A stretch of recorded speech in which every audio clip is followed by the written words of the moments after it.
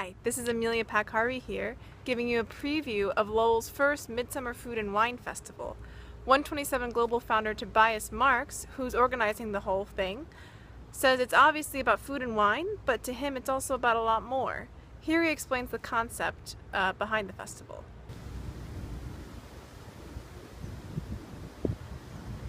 Hi everybody, my name is Toby. I'm running an organization called 127 Global, and we are producing the first ever Lowell Food and Wine Festival this August 8th and 9th in downtown Lowell on Lucy Larkin Park.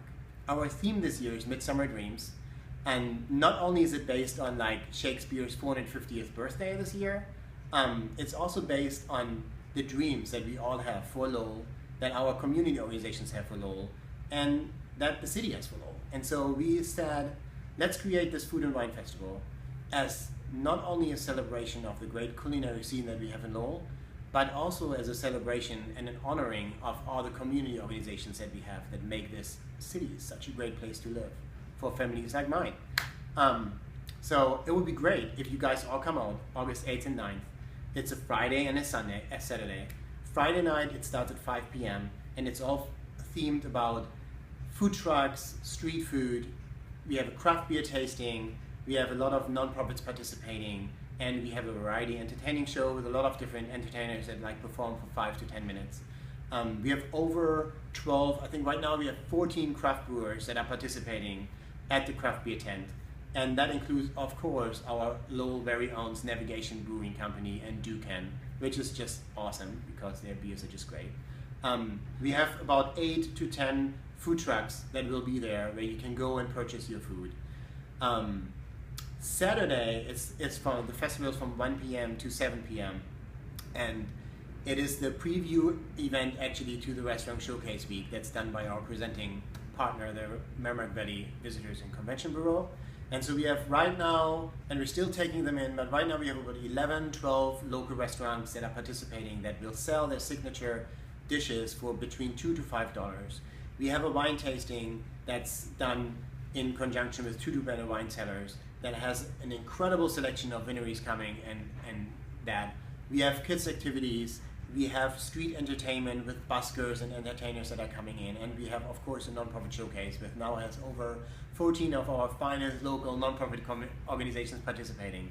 So I think overall it will be a great event. The event, we're charging a $2 admission per day just to be able to cover a little bit of the cost that it takes us to put the event on. And then we're selling tickets right now for the craft beer tasting on Friday night and for the wine tasting on Saturday night. You can purchase these tickets online, either way on mktix.com, or you can purchase them directly on the event festival webpage, which is actually www.tlfwf.org, which is the acronym for the Lowell Food and Wine Festival. You can also find us on Facebook, lowellfoodandwinefestival.org, Twitter, Instagram as TLFWF, and we just hope to make this an incredible first event that just inspires you all to be part of this community even more than we already are.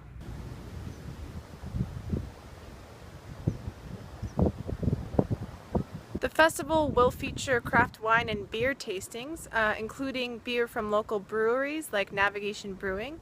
I actually stopped by and talked to co-owner Bob Johnson, and he showed me how they whip up batches of their brew. With 168 degree water, and what we're doing is we're running it through the grain bed and through what's called a false bottom. So that's the singing? That's the singing? That's the singing kettle. So what's in there again?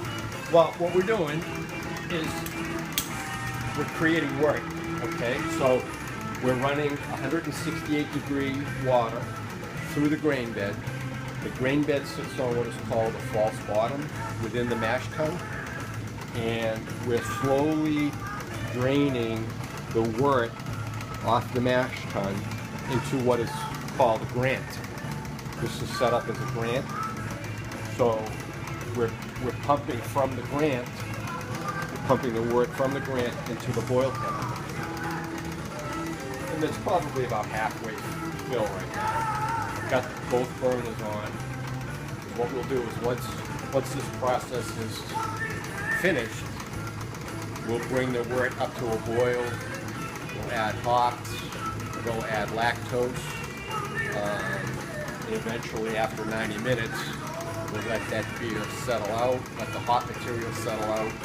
We'll transfer it through a chiller and into the fermenter. So what we do here is we have a 60-gallon batches. This is our brew kettle. It's 1.5 barrels. What we do here is we bring up water to a temperature, roughly about 180 degrees. We'll transfer it over to this, our makeshift hot liquor tank.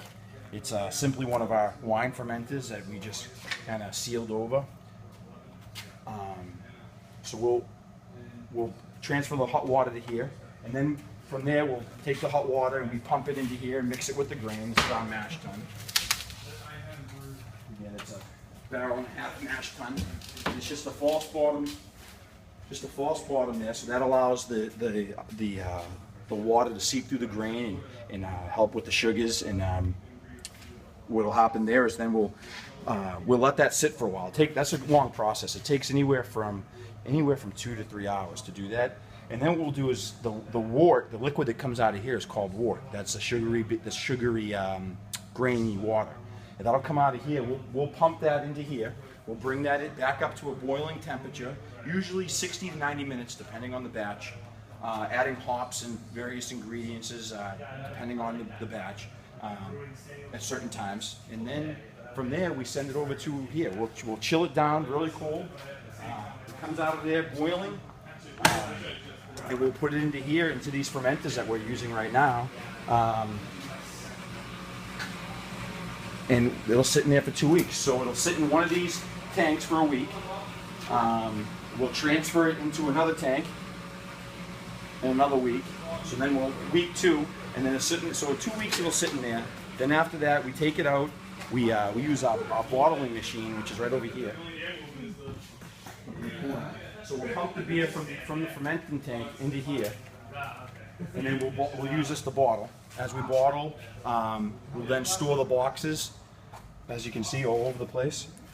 And they'll sit in these boxes for about 2 weeks. On the wine side of things, I talked to Tutto Bene co-owner Ellen Andre, and she showed us some examples of some wines that you might expect at the festival. So the first wine that we have is a butternut Chardonnay, very different, very crisp, hints of pineapple.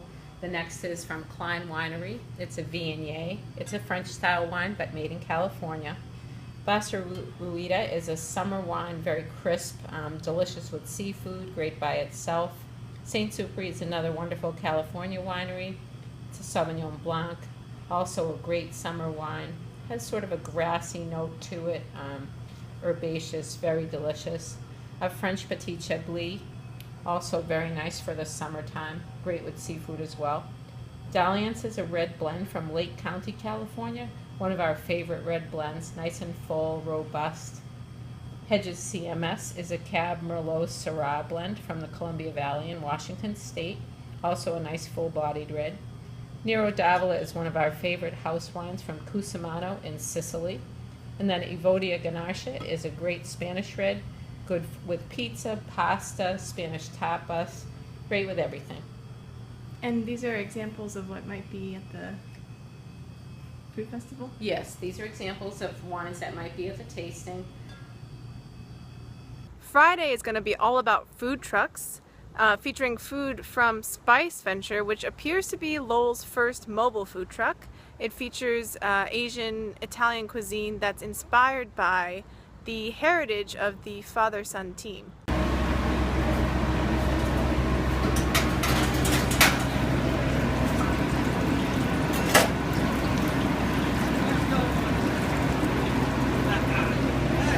Hey, how you doing? Very good.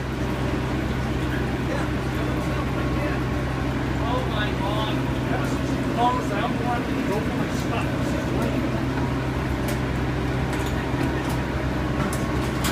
Now you know. The festival is set for August 8th and 9th at Lucy Larkin Park. General admission is going to be $2. Craft beer and wine tastings are going to be $25 each. You can purchase tickets at tlfwf.org. That's the acronym for the Lowell Food and Wine Festival. We hope to see you there.